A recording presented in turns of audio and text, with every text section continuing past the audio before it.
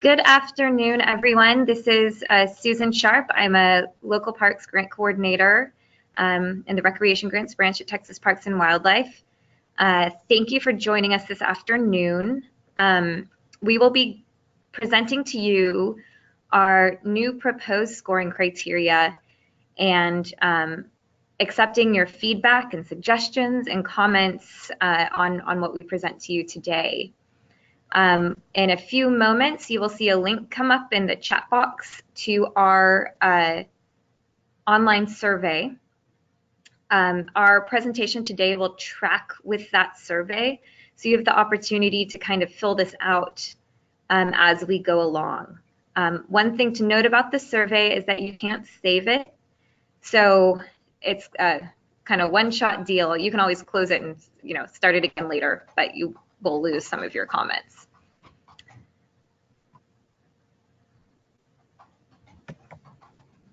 Uh-oh, I'm not able to switch my slide.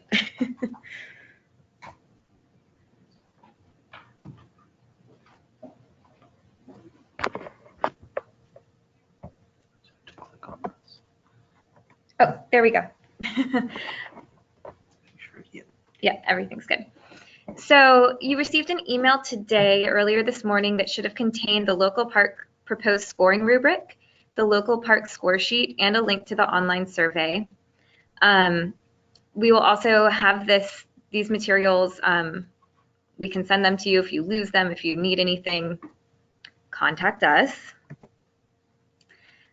Today we have myself, Erin, and Dan in the room. We'll be kind of switching off who's talking, so you don't have to listen to me blabber on for too much.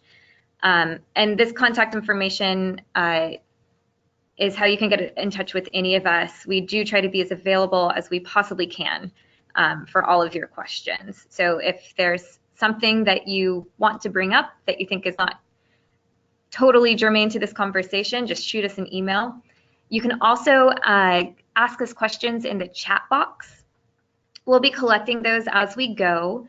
Some of them we may sort of answer as the program commences, and others we'll wait till the end. And at the end of this, we'll give you another opportunity to type in your questions and comments and just general feedback. Don't be shy about using that chat box. We really are doing this today to hear from you. So today's meeting objectives are fourfold. First, we want to provide you with a brief overview of the TPWD mission and the Local Parks Grant Program. Second, we're going to review some concerns that we've identified through previous public input sessions and staff observations on scoring rules and administrative procedures. Third, we're going to present the draft evaluation criteria and rule changes to address those concerns that we've identified. And fourth, we want to obtain your verbal or typal and written feedback regarding proposed changes. We're going to start off by talking about the TPWD goals. We are a grant-making organization, but we are part of this larger agency, and we hope that through all of our programming, these goals are infusing everything we do. And so these are first, that we practice, encourage, and enable science-based stewardship of natural and cultural resources, that we increase access to and participation in the outdoors, that we educate, inform, and engage Texas citizens in support of conservation and recreation, and that we employ efficient, sustainable, and sound business practices. The criteria that we're going to go over today, we filtered through the core values of Texas Parks and Wildlife. And these were developed as part of the diversity and inclusion plan for our agency. And those are excellence, integrity, service, stewardship, and teamwork. And you'll see that all of our criteria have been fit under one of these umbrellas. And I'm going to pass this off to Erin, but yeah, if you already have questions, just let us know. Keep them coming. Thank you. All right. Good afternoon, everybody. Yeah, we just one more thing about these core values and the scoring criteria we're coming up with today. This is by no means the final product. We're definitely want to get your input. We'd really like to see you complete the surveys. This is just, again, proposed scoring criteria. And so we're really wanting to hear from you and see if you guys like it, some things you might want to change about it. Definitely give us your feedback. So follow along in the survey. But before we get started, in case there's some folks that are maybe new to the program, are not quite sure exactly how our grants work, we're going to do a brief overview of our local park grant program. So the first part of that, we are an acquisition and or development of public parks and recreational facilities. That's what our grants do. Acquisition can be anything from fee simple. We have the opportunity to do some leased properties and publicly owned non-parkland, and then of course development of public park and recreational facilities. Everything from sports complexes, swimming pools, splash pads, campgrounds, any kind of public recreation. We have the ability to fund those types of facilities. We are a 50% matching grant, and it's on a reimbursement basis. So essentially, if you are awarded a grant, you have to spend all the monies up front, and then we can reimburse you 50% of that. And one big kicker is in our program, if our funds are used for a park project, that property has to be dedicated as parkland in perpetuity, and it has to be properly maintained and open to the public. And we do go back and do post-completion inspections and to make sure that any parks that we have funded are being maintained and are open to the public in perpetuity. All right, so within the local park grant program, we have 5 separate grant opportunities, and we just want to go through each one really quick.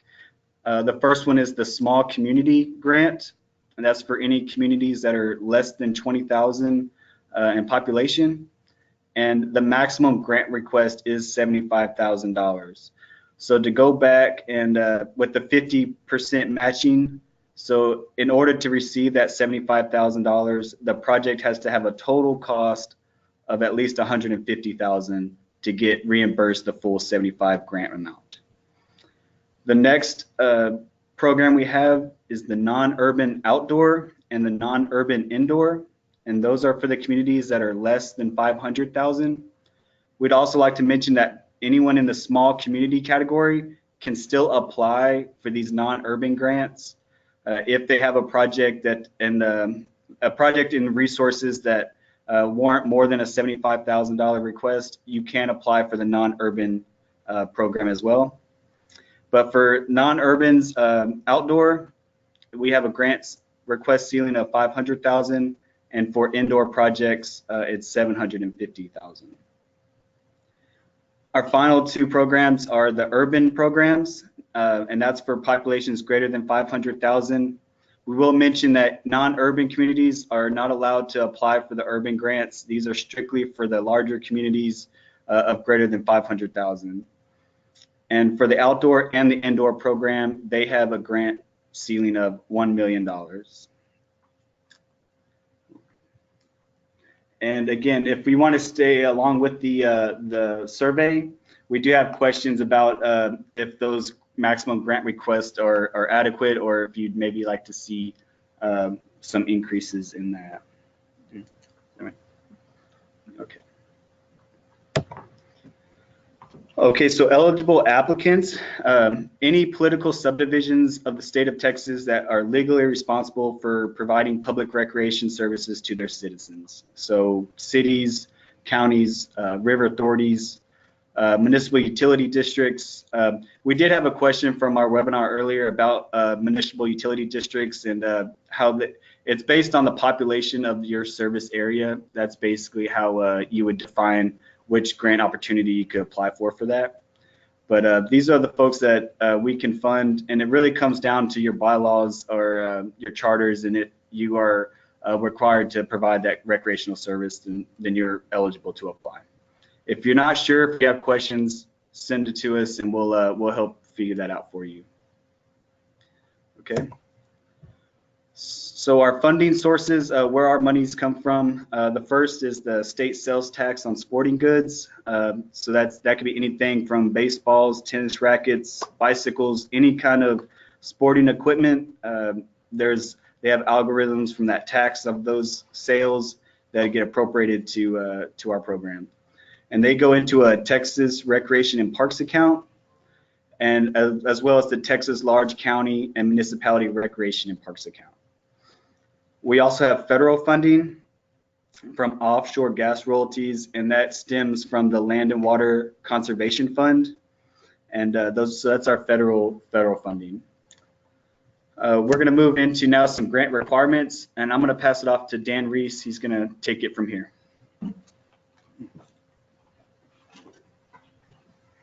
Hi, good afternoon, everybody. So in addition to the local park manual, our program is also regulated by a number of other sources. Among those includes Chapter 24 of the Texas Parks and Wildlife Code. We also have the Land and Water Conservation Fund, or LWCF Act, which was signed into legislation back in 1965. And then we have the corresponding LWCF manual as well. We have the Texas Outdoor Recreation Plan, or TORP, and this is a document which is required for us to maintain our eligibility for to receive federal LWCF funding. This document is prepared every 10 years, and we do update it after 5 years, and it has been most recently updated earlier this year, 2018. And then we have all of our grant requirements, and these fall within both 2 CFR 200, and then we also have the Texas Uniform Grant Management Standards. In addition to these sources, and within each of these documents, we also have Americans with Disabilities Act, we have Title IX of the Civil Rights Act, we have NEPA, in addition to multiple other federal executive orders. In addition to that, we have about 24 other regulating documents. And we felt like it was important to share all these with everyone, just to let you know that in addition to the local park manual, we have many other standards that while we're trying to make changes to our program, there are a lot of things that are out of our control and can't be changed by us. So I'll get into eligibility criteria a little bit here, and this is certainly something that we would appreciate your input on. I'll start with eligibility for both small community and non-urban participants. Currently, having an active grant does not prohibit you from applying for a new grant, provided that you meet these 2 criteria. The first being that all active grant projects, which are at least 2 years in age or older, have to be at least a minimum of 50% reimbursed. And then on top of that, all non-reimbursed approved grant funds cannot exceed $2 million. These are performance measures that are put in place to encourage progress on active grants. We do run into these on occasion, not as frequently in the non-urban and small community programs, but they have been known to become an issue on occasion. If this is something you feel has been an issue with you in the past, perhaps it's prohibited or discouraged you from applying for a grant, we'd certainly love to receive your feedback here. Now I'll get into the eligibility criteria for the urban grants. Again, as Aaron mentioned earlier, urban grants are available for all entities with a population of 500,000 or more, and that is based on the 2010 census. The numbers are a little different here due to the higher award ceilings. All active grants, which are 2 years in age or older, must be at least 25% reimbursed, and your total approved grant funds, non-reimbursed total, cannot exceed $4 million. Again, I mentioned, due to the higher award ceiling here, these numbers are a little different from the non-urban and small community criteria. Typically, urban grants can be larger sites, can be a broader scope, and as a result of these things, they can take a little longer to get under design, and construction can take a little longer as well. Again, if anyone has any thoughts or input on this, please feel free to. Question number 6. 6, okay. And so we're at question 6 right now on your online survey. So that's a great opportunity for you to let us know who you represent, and then let us know your thoughts on these criteria as well. And again, we do have a chat box enabled today, so if anyone has any feedback throughout the presentation, by all means, feel free to use it. So this is, today's webinar is part of an ongoing public input process, which started over a year ago when we started the update to the Texas Outdoor Recreation Plan. As part of the TORP update, we had 2 surveys that we sent out. One was a general population survey, which was done over the phone. And we had about 2,700 total respondents there. I got some really good feedback. And then we also had a provider survey that we sent out to providers throughout the state, and had about 350 total respondents there. So as I mentioned, we had some really good feedback here. We've had a few meetings this month throughout the state as well. I had a webinar earlier this morning. So as part of all this public input process, we've received a number of items of concern from folks, and so both positive and negative. So we thought we'd share a few of those with you now. One thing that's come up a few times is that our current scoring criteria is overly complicated. We've heard from a number of folks that our scoring should be based more on local needs as opposed to, in regards to acquisition and development of both recreation and support facilities. One thing we have heard, and we will discuss a little later this afternoon, is that currently there's no way for unique or innovative projects to score points. We always love seeing new and different types of things come in, but currently there's no scoring opportunities there. Park attributes should be taken into consideration in design. And as Aaron mentioned when we were going over the award ceilings, we've heard from a number of folks that the current award ceiling for the small community program, which is $75,000, could be raised. That $75,000 number was established 7 or 8 years ago, and obviously it's a good chunk of money, but it doesn't go quite as far as it did at that time.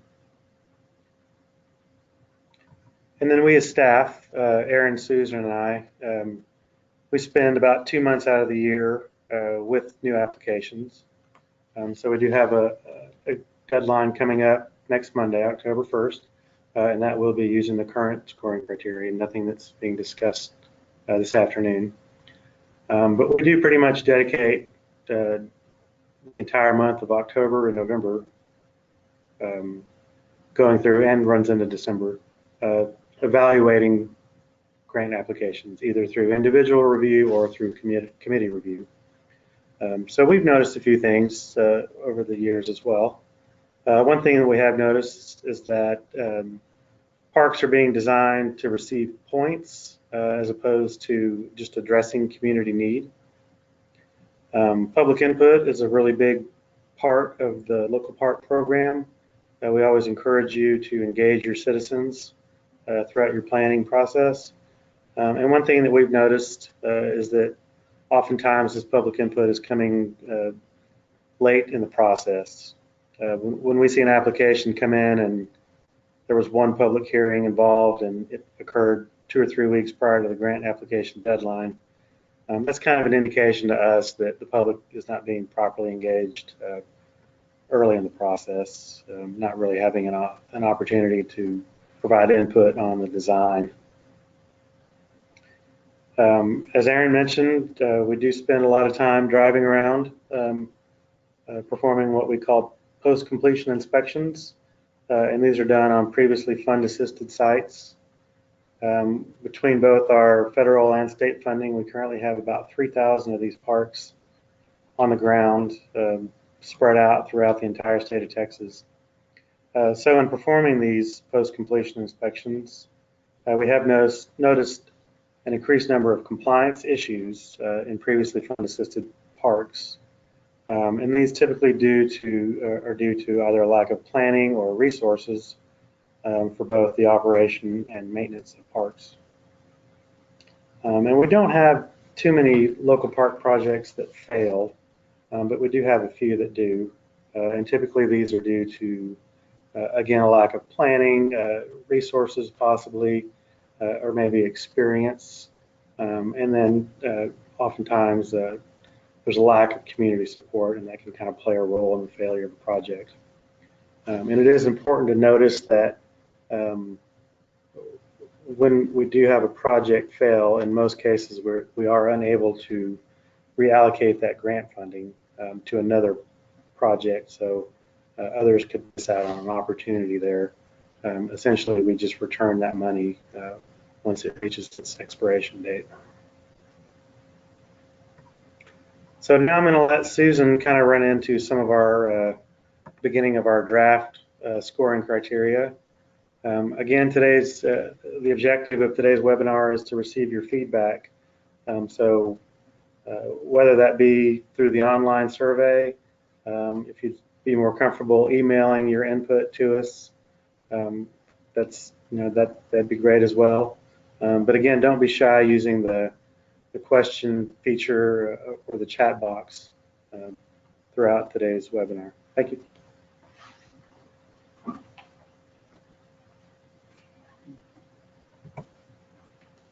Okay, so I'm going to bring you guys through our proposed scoring system using an example of sustainable design here. We chose to use sustainable design as this example scoring criteria because this is pretty much what we already do for sustainable design. So we can apply our proposed changes to something that you might already be familiar with. So as we move through each of the scoring criteria, you'll notice that there's a bold scoring criteria, then the criteria is defined below that, then there will be bullet points, and those bullet points pertain to the application guidance that you might see in your application. That's the information we'll be asking from you that we'll be applying the scoring criteria to. So for sustainable design, we define that as the applicant has successfully demonstrated the integration of sustainable design features and practices. What you might see in your application is that we'll ask you to explain any sustainable design planning completed for the proposed project. We'll ask you to describe design features that will result in reductions in energy, water, and material use compared to conventional park design. We'll ask that you include any coordination with the city or regional sustainability plans that go beyond the park's boundaries. And we'll ask you to describe any special ecosystem services that have been integrated into the site's design. So what we're proposing here is that each of these criteria will be evaluated according to a range. So on this slide here, you'll see that it goes from poor to excellent. And we have some point values assigned on this slide, but those are in no way set in stone. We currently evaluate sustainability on a 10-point scale, so this one works for our example criteria. But in our online survey, we will ask you to rate the relative scoring criterias on a 100-point scale so that we can see how important you think all of these individual ones are in relation to each other. But so for sustainable design, we have 10 points here. And of course, that doesn't have to go into the future. You can tell us you want more, you can tell us you want less. So for the excellent criteria here, we've defined that as an excellent rating indicates that the section of the proposed project is compelling, consistently excellent in quality, and that it addresses all requirements, thereby showing the highest potential for success. So a sustainable design element in a proposal that would be excellent, we would know exactly what it is that you're proposing. We would know that if we go back to the scoring criteria, we would know what the reductions in energy, water, and material use would be. We would understand how you had planned that. You would have explained that well. You might pull in how the elements that you've chosen coordinate with a city sustainability plan, or sustainability isn't contained within park boundaries. It's a larger scale than that. And if you've done something really unique, you might just describe those ecosystem services. And if you've done that and you've done it well, and it makes sense for your region where you're sited and your community, we would rate that an excellent. A good criteria would be, a good rating indicates that the section of the proposed project is solid, good quality, and it has a good potential for success. So here you've told us what you're going to do. You've shown us how you're going to do it. But maybe an excellent would either be larger in scale, you're getting more sustainability benefits. Maybe you're doing something really unique. But a good would still be, say, 7 or 8 points. For average, well, we know what average means. An average rating indicates that the section of the proposed project generally meets requirements for a reasonable chance of success. And a sustainable design project, maybe you are implementing some best practices. You've shown us how you're going to do them, but we can't give the same number of points for someone who's putting recycling bins in their park as someone who's powering their entire thing with solar energy. So there's a bit of scale that we can apply here, but an average rating could also go to someone who's demonstrated what they're going to do, but maybe we just have like a few little questions on that. A fair rating indicates that the section of the proposed project is below standard, indicating that this element of the project may not succeed as described. For a sustainable design project, maybe you have chosen an element that would be sustainable in one region of Texas, but it doesn't work for your region. Maybe you're going to invest in a bunch of rainwater catchment, but you're in an area that only gets 2 inches of rain per year, and we can see that. We work at a natural resource agency. So it could be that something's wrong, or it could be that you didn't provide enough information for us to really understand how this is going to play out using taxpayer dollars. And then for poor, a poor rating reflects that the section of the proposed project inconsistently or poorly responds to the requested criteria and has little to no potential success as described.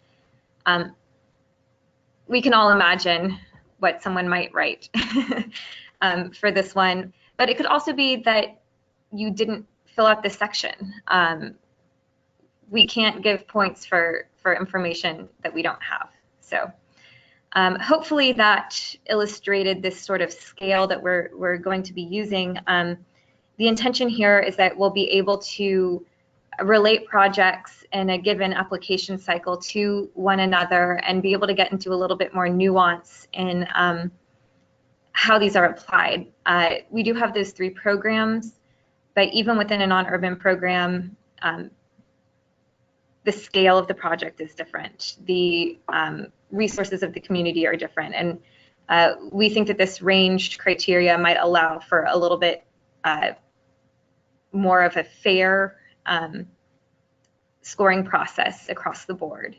So we will ask you to, in your survey, this is number 2, the second section, we ask you, or sorry, it's number 3, proposed priority scoring evaluation ranges. We do give you these ranges, and then we ask you in question 15 and 16 about their effectiveness, and we invite you to give us comments there, as well as in your chat box here today.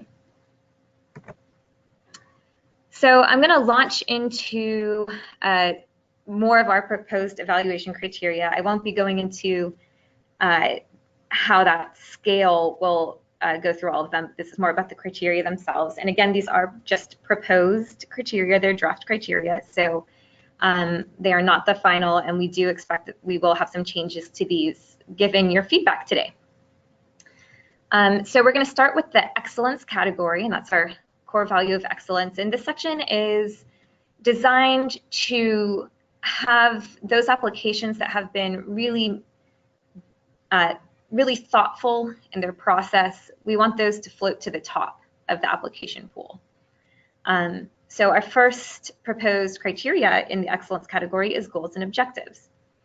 And the criteria is that the project proposal includes well-defined goals and objectives that support the TPWD mission, grantee objectives, and local priorities.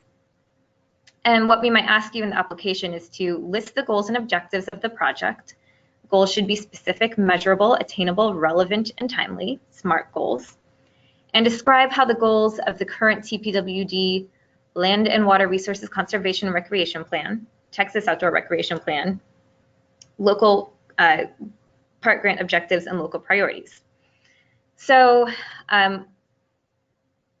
one of the things we're trying to do here is put the projects back in the hands of you guys. As Dan mentioned, we have a lot of projects that are designed to score points with us, and they're not as in touch with the goals and objectives as the community as they could be. So we want to really prioritize those projects that are in line with what you need and what your communities need.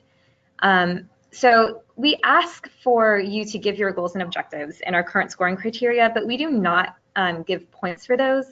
So we have no way of incentivizing really well thought out goals and objectives through the application process. So that was our line of thinking here. And if you have any comments on this, we have moved, this is question 17 and 18 on your survey. And again, you can hit us up in that chat box. The next slide we have here is under excellence, and that's the project timeline and cost. And that is that the application proposes a project that is feasible and credible in terms of the acquisition and or construction costs and timeline. And in the application, we would ask you to describe your due diligence in terms of estimating project costs, include a timeline for project completion. And we'd ask that application materials should be consistent. The narrative, budget, timeline, and site plan should tell a clear, cohesive, and concise story. Again, we ask for this in the current application, in our current applications, but they are not part of our scoring criteria. So this would again give us a tool to evaluate applications and reward those that have really thought about their planning, their timelines, their costs. We know costs change, but and we want to keep that in mind, but having done the background research on how far your $500,000 or $75,000 can go, that can really help us reward successful and select successful projects. It can make things easier for you down the line as well. Our next criteria is site design, and that is that the site design is well planned, clear, easy to read, and contains all of the information requested in the application. And the guidance we would give to you on this is to describe how the site design takes into consideration the character and special features of the site, that the site plan includes street names, acreage, and true north arrow, that it clearly marks boundaries for existing parkland and acquisition tracts, that it clearly marks existing conditions, including utilities, easements, and special features, and that it clearly displays which elements are included in the proposed project. We ask for this right now, but we do not give points to it.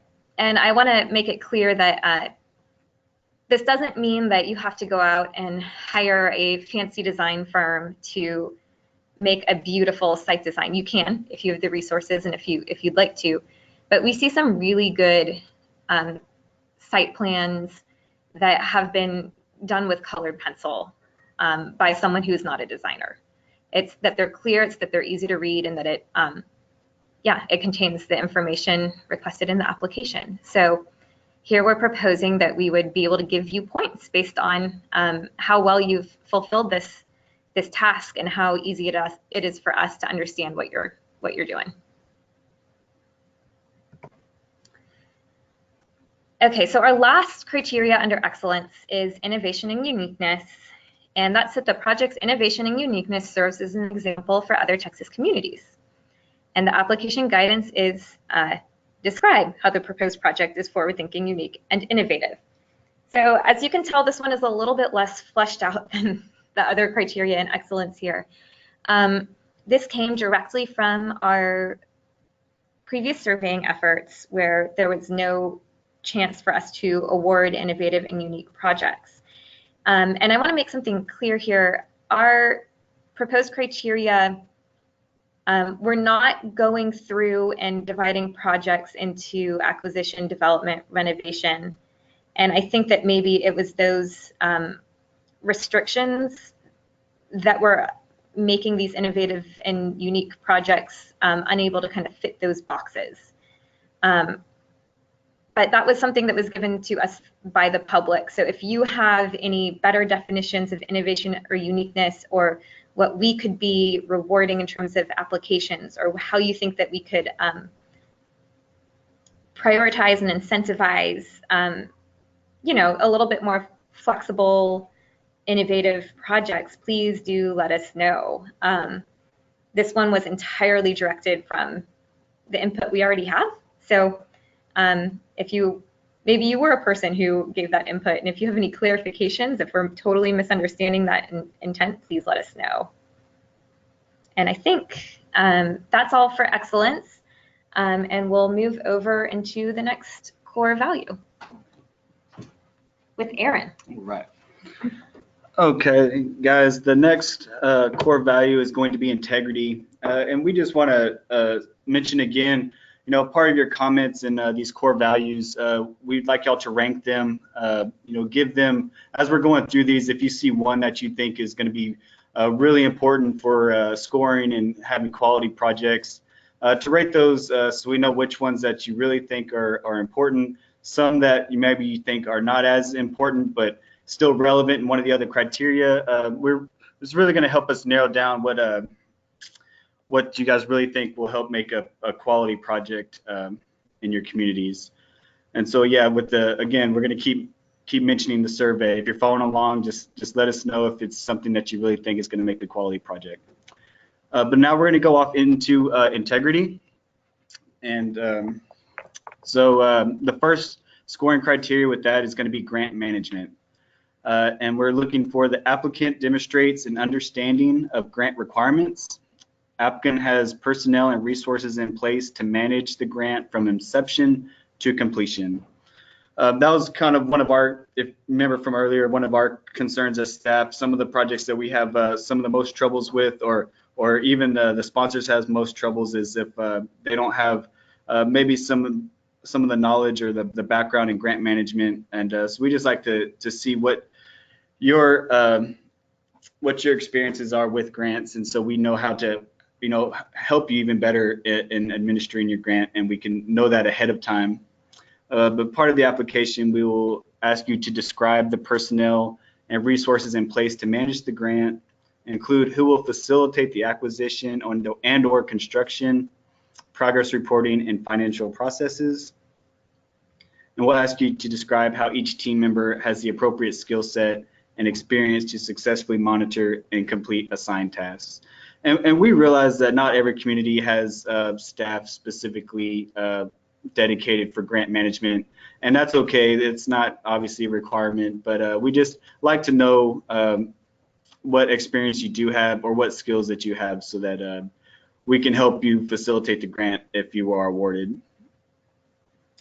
All right. The next one for integrity, the next scoring criteria would be conflict of interest. We have that defined as an applicant has considered real or perceived conflicts of interest with the project proposal, and identified conflicts have been adequately addressed.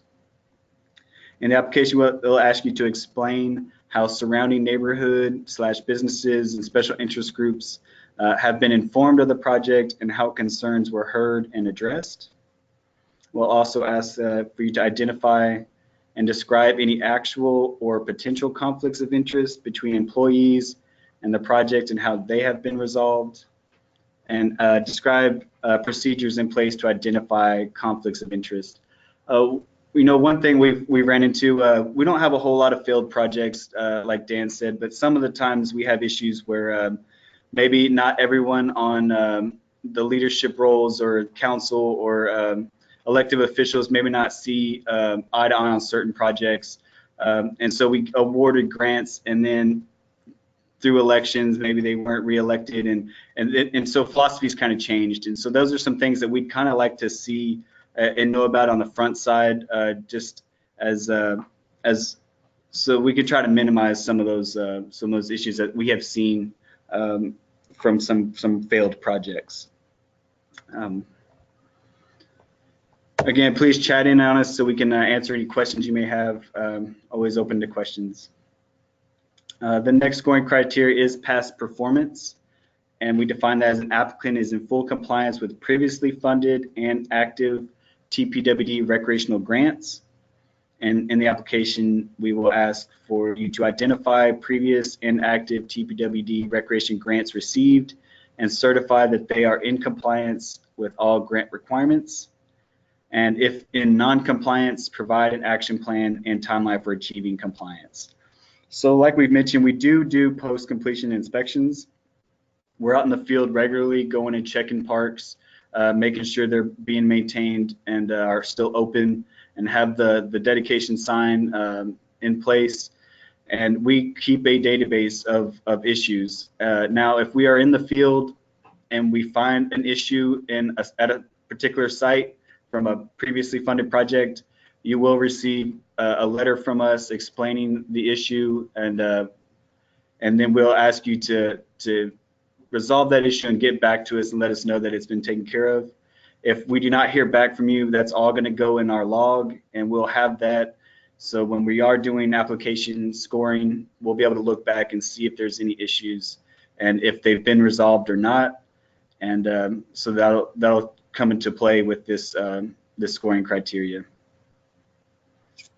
Okay. All right, the next scoring criteria is operations and maintenance. Again, that kind of goes along with how well you're going to be able to plan and manage and operate these resources. But we define it as an applicant has demonstrated the ability to maintain the park and facilities into the future by providing a clear plan and identifying available resources. In the application, we'll ask you to describe how future operation and maintenance will be funded and who will be responsible for maintaining the park in the future.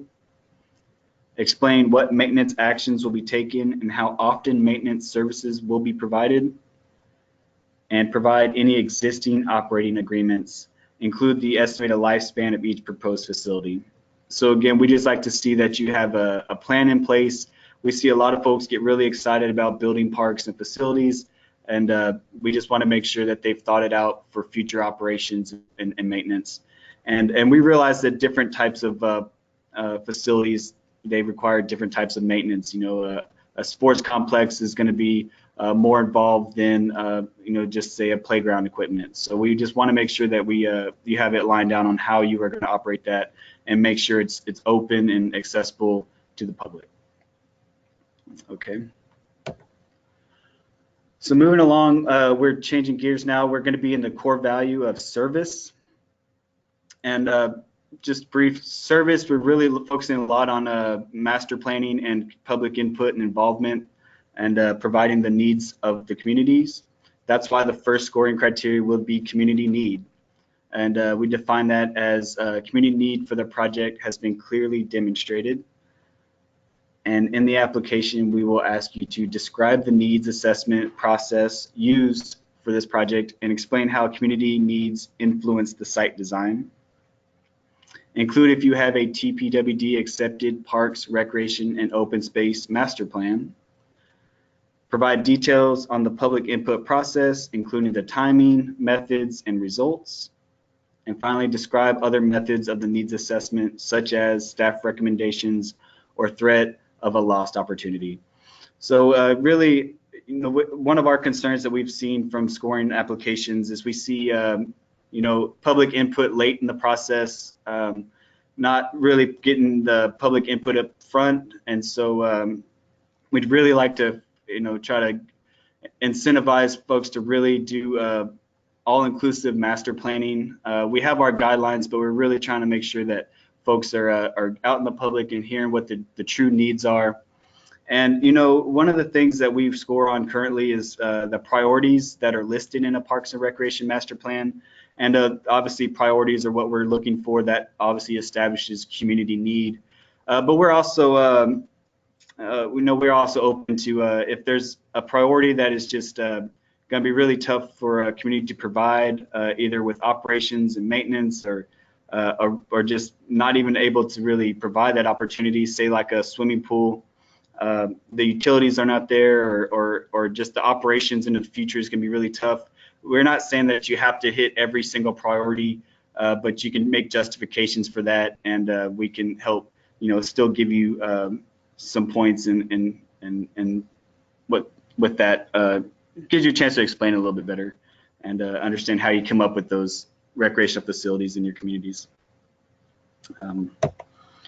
The next is geographic distribution. This is a current scoring criteria as well, but we would like to expand on it a little bit and define it as the project will improve the geographic distribution of parkland and facilities within the applicant's jurisdiction and the project service area.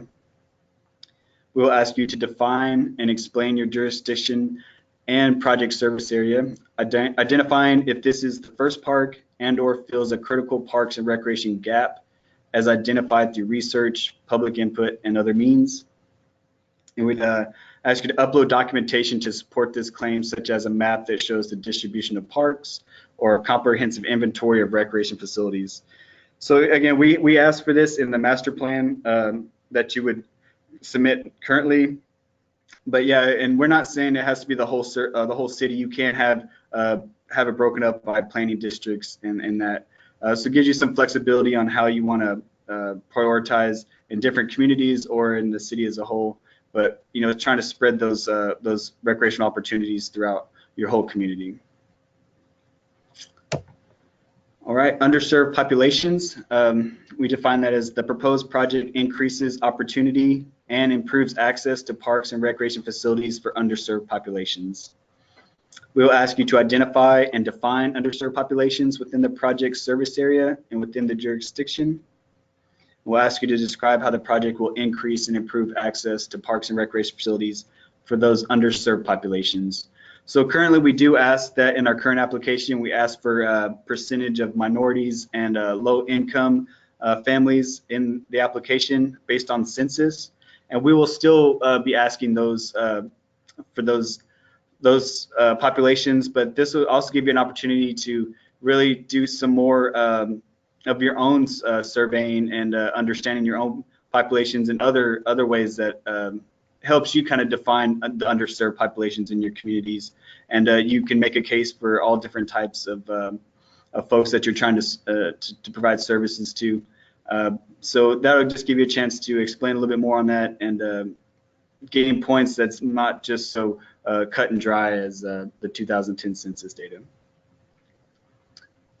All right, the last one for service, I believe, is accessibility. The proposed project will fulfill or exceed state and federal accessibility requirements. And we'll ask you to describe how the proposed project fulfills or exceeds state and federal accessibility requirements. We'll ask you to include the project, if the project incorporates universal design, and identify any special needs populations of significance in the area and how this project was designed with those in mind. This is again another question we already asked on the application, but it's very much a range. There's some communities that really put a lot of thought and monies behind universal design features, whether that's an all-inclusive playground or you know, zero entry swimming pools. I mean, there's just a lot of opportunities for people to go above and beyond. And given this current scoring criteria, it's a basic flat 2 points, and we'd want to be able to give folks an opportunity to get more points if they're really going above and beyond. And there's obviously a range and a scale that we would like to include with that. Okay, so now we're going to go into our core value of stewardship. I was going to allow Dan to go in more detail on these. Ready, Dan?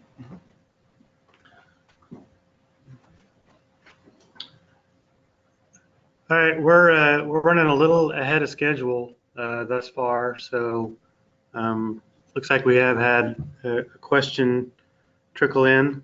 So what we'll do is at the end of the presentation today, we'll review all questions asked and provide responses, and then give you an additional opportunity to provide any feedback or ask any questions at that time. But again, don't be shy to ask questions as we go through the remainder of the changes to the criteria. So starting with the stewardship core value, the first item that I'll discuss is a description of the environment. And as some of you may know, if you're familiar with our current evaluation criteria, we do ask for a pretty detailed description of the environment currently. However, there are no scoring opportunities available within that section of the application. So what we're looking for here is that you've thoroughly researched your property and you've given a very detailed description of the existing environmental conditions that exist at your site. You've provided a thorough description of any potential negative environmental impacts which could result from your proposed park improvements. And then importantly as well, you're outlining any potential mitigation strategies that may be required and providing your plan moving forward to address that mitigation. And I should mention that the description of the environment does include both cultural and natural resources. In this area in the application, as part of our proposal, would perhaps you've already had an environmental assessment performed for your site. Maybe you've already had a cultural resources survey performed if required. So this would give you an opportunity to upload that documentation. And then similar to the existing application process, you've completed the environmental assessment question portion of the application, and you've provided quality information with regards to the environmental conditions of the site. So again, this is something that is in the current scoring criteria. We're just looking to expand it a little bit and potentially award points for a job well done in this category. Conservation is also something that we're looking at with respect to stewardship. Conservation is also an aspect of the current evaluation criteria. There aren't too many points available. I think 2 or 4 points is the maximum you can get here. What we're looking for, and that's based on current criteria, we're looking for the proposed project actively protects or restores critical ecosystems and or ecologically sensitive areas. Again, we're looking at you, the applicants, to provide detailed information based on thorough research of your park property, and then that you're responding to the results of that research with your park proposals. And again, you're explaining how your project will protect or enhance these resources. Again, this could be both cultural and natural.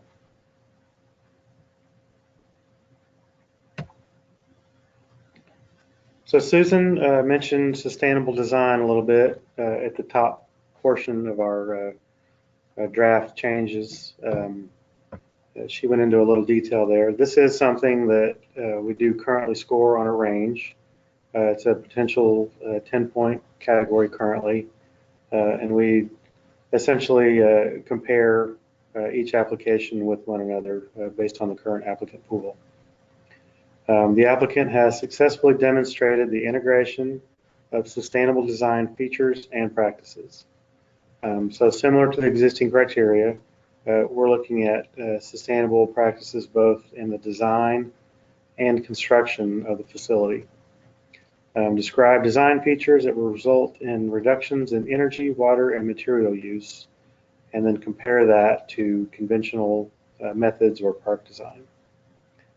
And one thing that we are proposing a little bit of a change on with regards to sustainability Currently, we're basically just looking at the park boundary itself. And so we're proposing that you're including, and we're potentially awarding points for coordination with city or regional sustainability plans that extend beyond those park boundaries. Perhaps your park is part of a larger citywide recycling initiative. Maybe your irrigation system is connected to a municipal gray water line.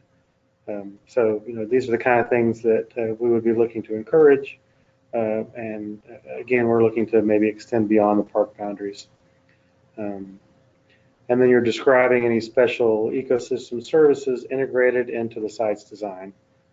Again, we're looking for sustainable practices, both in the design and related to construction.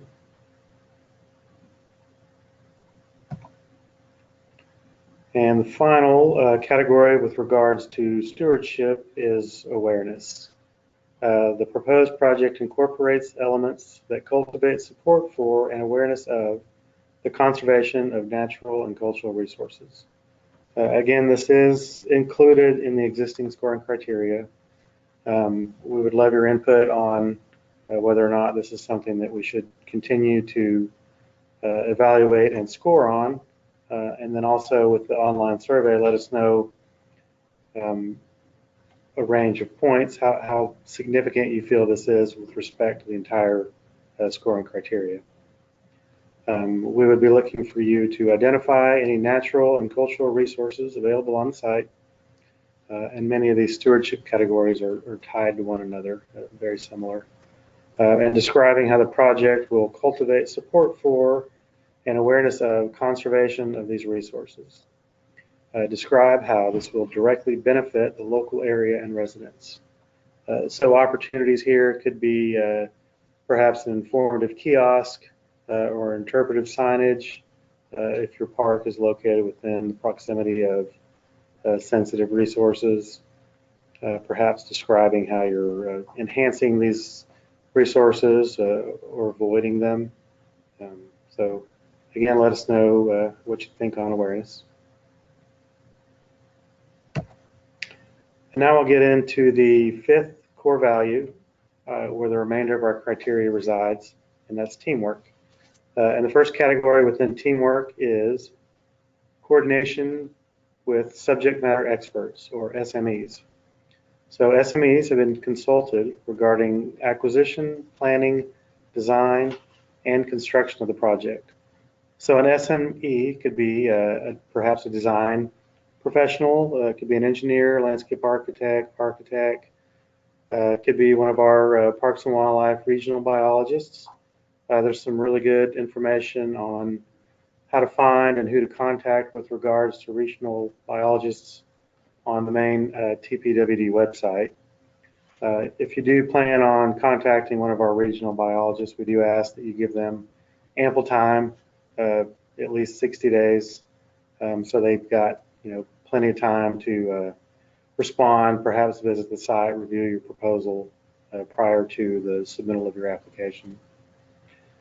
Some potential free resources for an SME could include maybe a master naturalist, Native Plant Society of Texas is a potential resource. Maybe you're within close proximity to a university or a high school with a biology department. They could potentially be someone that would be a resource to provide information to you. You're identifying best practices considered and included in the project. So you're not only contacting these individuals, but you're responding to the feedback that you receive from them. And then you're identifying all state and federal laws regarding proposed project scope, and you're describing a plan of action for compliance. Currently, we do have a requirement within the urban programs for consultation with the Texas Parks and Wildlife regional biologist. But we are proposing here and looking at potentially expanding that a little bit to include the other programs as well. And now we have internal support, a pretty key component to teamwork. You as the applicant are demonstrating internal support for the project at all levels of the organization.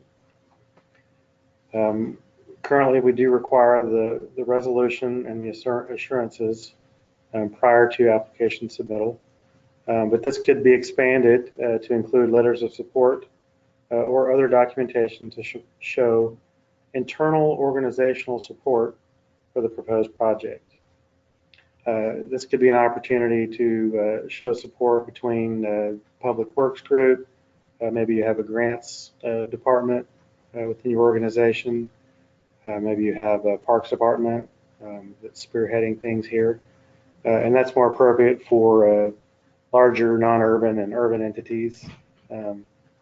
For a small community, frequently it's not out of the ordinary for us to see an application come in that's been primarily spearheaded by one individual. Maybe it's the mayor, maybe it's the city administrator, and that's great. We think that's awesome, but sometimes that can be an elected official, and then we have had in the past a situation arise where that individual was not reelected, and so additional internal support could show that the project could continue on in an event like that without any major issues. And then on the flip side of internal support, we have external support or outside partnerships. Again, this is kind of tied into the coordination with subject matter experts.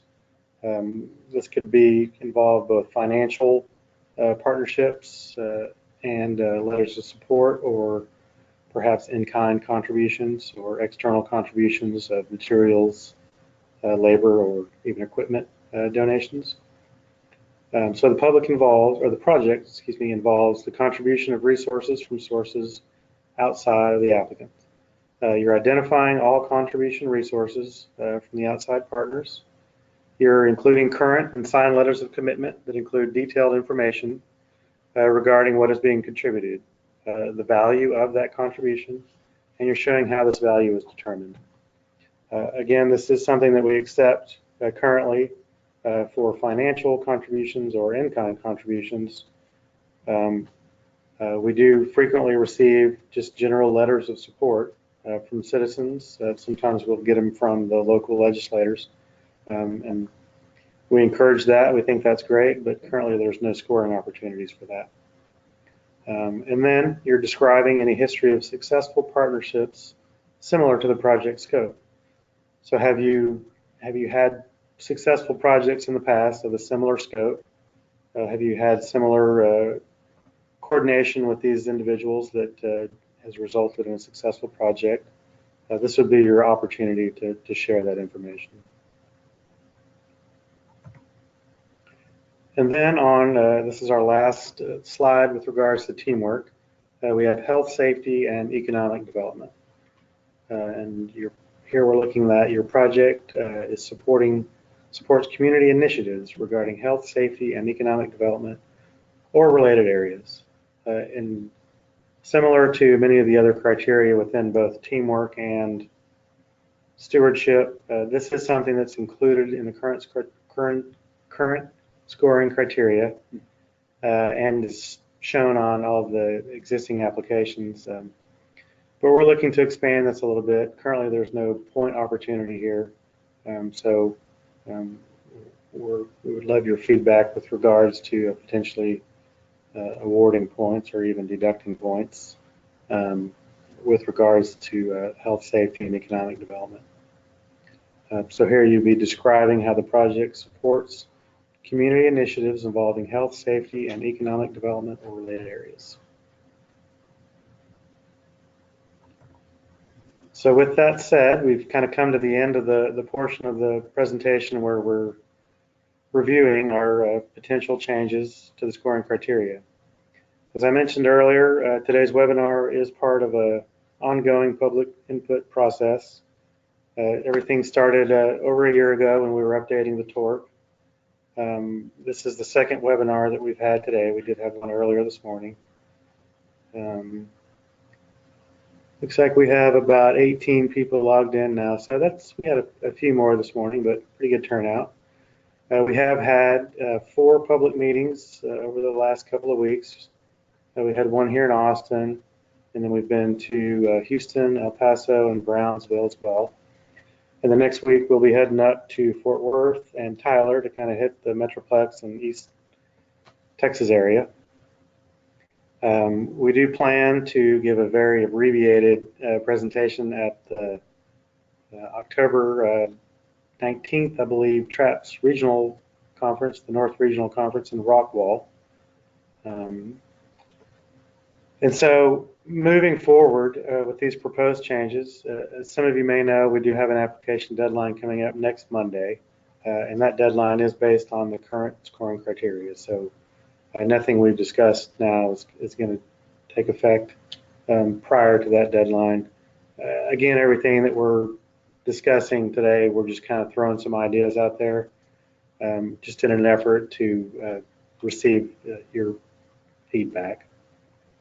So moving forward with the timing on these changes, currently we're planning on taking our changes to our Texas Parks and Wildlife Commissioners meeting in January of 19, and at that time we'll be requesting permission to post these changes in the Texas Register. This will begin a 30-day open comment period, and then based on feedback received up to that point and potentially feedback received during that 30-day period, we will be returning to the commissioners in May of 19 and looking to adopt these changes at that time. And then in between those 2 commission meetings, we hope to see you all in El Paso for the TRAPS Annual Expo presentation. And again, we'll be presenting what at that point will be pretty close to finalized changes there. But again, we'll still be happy to receive your input and incorporate your input where appropriate. So I know Susan's been frantically typing away over there in the chat box. I guess we do have some questions that have come up. Sure, we can go through some of these now. Yeah. Go over a few. So again, we're way ahead of schedule. So yeah, please keep, you can keep these questions coming. And we can answer them verbally or type them in, or both. So we got a suggestion to clarify the census tables that we'll use in the underserved community section. And yeah, we think that through these new criteria, it'll give us an opportunity to provide you with better technical guidance. Something we've been throwing around is keeping those 2 ethnic minority and poverty level questions in there, but pointing you to the exact link on the census where you would get them, and then maybe giving you a handful or a suggestion of some other measures that are both on the census or perhaps off that you could use to demonstrate the underserved communities where you live. So that could be things like the number of people who have insurance or housing tenure, how many people own their home. There's different ways that we can measure who's underserved. But I think kind of the unofficial consensus has been we're going to keep those 2 and provide you with an opportunity to give us a little bit more information about who lives in your park planning area. We had a question about some eligibility requirements about parks that already have some development going on, and about parks with multiple locations. I don't think anything would be changing in our proposed criteria regarding eligibility for that. So you can have applications with multiple sites, but you have to have only 1 grant per community per program. So if you're a small community, you could potentially apply for both small community and non-urban grants in the same cycle, but you could not do 2 small community grants or 2 non-urban grants. But all of those can be multi-site. Let's see. We had a question about conservation and kind of the current applications and scoring criteria. So the way that we're doing it right now is we pretty much only talk about conservation when it's acquisition. And one of the things that these new criteria are hoping to address is the fact that you can do some really great conservation with existing lands. Like there could be a value there.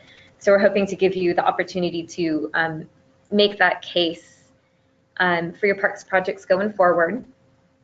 And within that question, we also had someone mention the TORP question towards the end of the current application.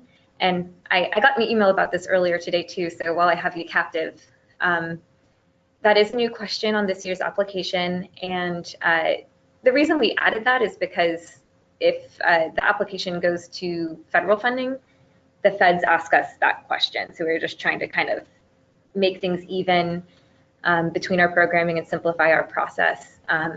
As of right now, there aren't any points associated with that. So if you're preparing an application today, please do your best in answering that in a few sentences or a paragraph, but you don't need to really go to town on it.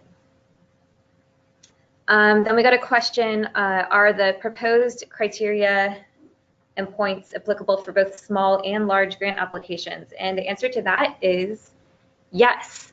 We're hoping that the basic framework here can kind of be expanded and contracted to cover all communities. And that's knowing that small communities are only competing against small communities, and non-urbans are only competing against non-urbans, and urbans are only competing against each other.